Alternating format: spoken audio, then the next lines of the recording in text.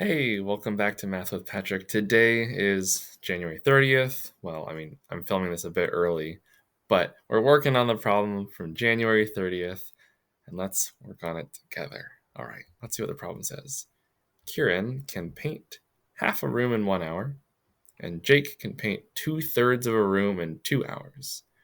How long will it take them to paint 25 rooms? All right, so I'm assuming they're working together and they're probably painting the same color and they won't paint over themselves. And so I'm guessing that they work together like perfectly, as in, like some people like don't work together really well and they distract each other or their work conflicts. I'm assuming that I can just perfectly add their painting rates together as this perfect Kieran Jake pair. And once I find their working rate, I'll use that information to figure out how long it's going to take them to paint 25 rooms. It's a little weird that it says Jake can paint 2/3 of a room in 2 hours, because why not just call Jake's rate one room, sorry, 1/3 of a room in 1 hour? Because that just makes a bit more sense to me to have like an amount of a room per hour instead of an amount of a room per 2 hours. I'd rather have a unit rate, or in other words, what I'm dividing by, my denominator, is just a 1. So now I know that Kieran paints a little bit more quickly than Jake, because Kieran can paint half a room in 1 hour. And working together, well, they will paint half a room and a third of a room together in 1 hour.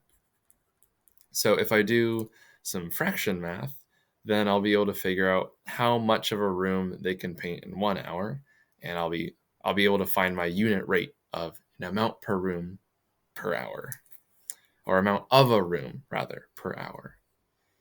Well, my denominators don't match. It's a 2 and a 3, so I could make it a 6 to have a common denominator. That's 3/6 for my half and 2/6 for my third. So altogether, they can paint 5/6 of a room per 1 hour. Now, I have rooms per hour as my rate, but I actually want to find hours per room, because it says like how long will it take them to paint 25 rooms? And it makes a little bit more sense in my head to say like 10 hours per 25 rooms. Like it takes them 10 hours to paint 25 rooms. I guess I could flip that actually, and maybe that's fine. Um, they paint 25 rooms per X hours, and maybe that's actually better to think about because it matches my unit rate here, where I have some amount of rooms per hour. So I guess I'll think about it that way. I have 25 rooms that I need to paint in X amount of hours, and that should be the same rate as 5/6 of a room per 1 hour, because they're working at a same constant rate. Like I'm assuming they like don't get tired, because working at a linear rate forever is really hard. You're gonna get tired, but I'm assuming that we can just keep this constant 5/6 of a room per hour rate. So now I'm just comparing fractions. I need to get this to match a 25. And once I figure out how to multiply 5/6 to get 25, then I can just multiply this 1 by the same amount and get the x. So that's what I'm looking for. I'm looking for some kind of number to scale up 5/6 by times something. Well, I already have an x over there, so maybe let's call it s for scale factor. 5/6 times s equals 25. Well, I should isolate s to solve for it. I know that I can undo a fraction by multiplying by its reciprocal. It's kind of like dividing by the number. Like usually when you're doing algebra steps, you'll divide by the coefficient here to cancel it. But fraction division is a little bit funky, and it just makes a little bit more sense to me, at least, to say times 6/5 on both sides. I can at least see and visualize and think about fraction multiplication a bit more easily than fraction division. So my goal here was to cancel these ones. Those fractions are reciprocals of each other, and if you multiply 6/5 by 5/6, they cancel to a 1. So S is just going to be 25 times 6/5. And I'll write 25 as 25 over 1. This way I can do my fraction multiplication a bit more easily. This shows me that the 25 is a numerator, and now I can cancel it off with the 5 in the denominator. I will take out a 5 from here and a 5 from here.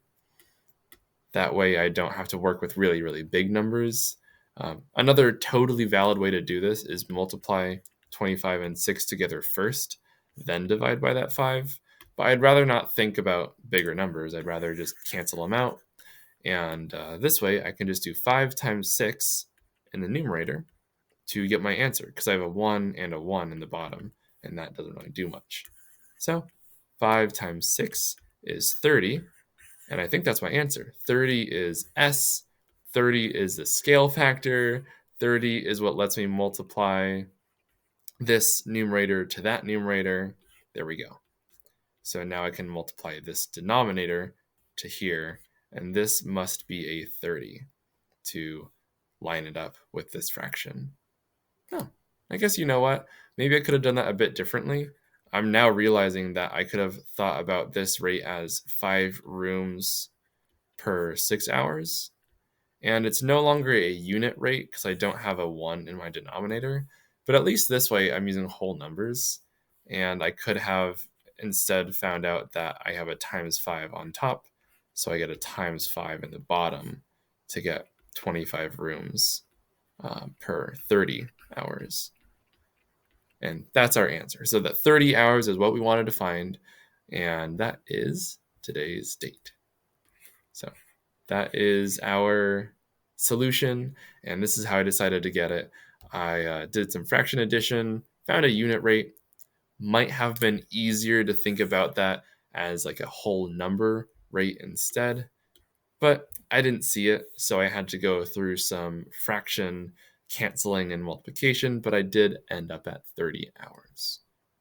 Cool. We're all done for today. Thanks for coming along. It was great solving this with you, and I'll see you tomorrow. Bye-bye.